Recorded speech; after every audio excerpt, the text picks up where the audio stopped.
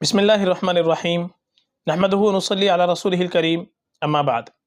محترم ناظرین کرام، ایک صاحب ہے ڈاکٹر زید انعامدار، ان کا سوال ہے زارا نام کا مطلب شہزادی ہوتا ہے کیا؟ بتائیے گا۔ السلام علیکم۔ وعلیکم السلام ورحمۃ اللہ وبرکاتہ۔ دیکھیے، جو نام آپ نے پوچھا ہے زارا، زارا کا جو صحیح تلفظ ہے وہ پہلے ہم جان لیتے ہیں۔ زارا کا صحیح تلفظ ایک تو آتا ہے زہرا، یہ ہا کے ساتھ میں زہرا، زہرا کے معنی آتے ہیں پھول کے، کلی کے، جو پھول ہوتا ہے، کلی ہوتی ہے، اس کو کہتے ہیں زہرا۔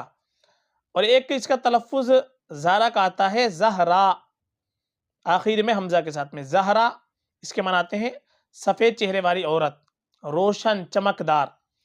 تو زارا جو لفظ ہم پڑھتے ہیں یا زارا جو نام ہم لیتے ہیں تو وہ زہرا ہی کا مخفف ہے۔ زہرا کو بہت سے لوگ زارا پڑھ دیتے ہیں، تو صحیح تلفظ اس کا زہرا ہے، زارا نہیں ہے۔ اس لیے یہ نام اگر ہم کو رکھنا ہو تو یہ جو اس کا صحیح تلفظ ہے اس تلفظ کے ساتھ ہم یہ نام رکھیں گے، یا تو زہرا رکھیں گے پھول کے معنی میں، کلی کے معنی میں، یا یہ نام ہم رکھ لیں گے زہرا۔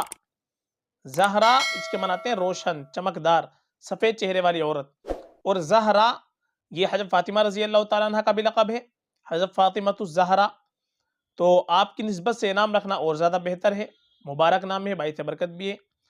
اور بہت سے لوگ زارا کو زائرہ کا مخفف کہتے ہیں، زائرہ زیارت کرنے والی، ملاقات کرنے والی، سفر کرنے والی۔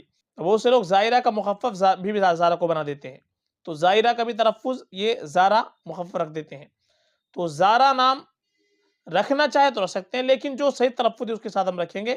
یہ مخفف ہے، کوئی الگ سے نام نہیں ہے، لفظ نہیں ہے یہ زارا، بلکہ صحیح تلفظ اس کا زہرا ہے یا زہرا، آخر میں ہا کے ساتھ میں، اسی سے ہم یہ تلفظ کے ساتھ نام رکھیں گے۔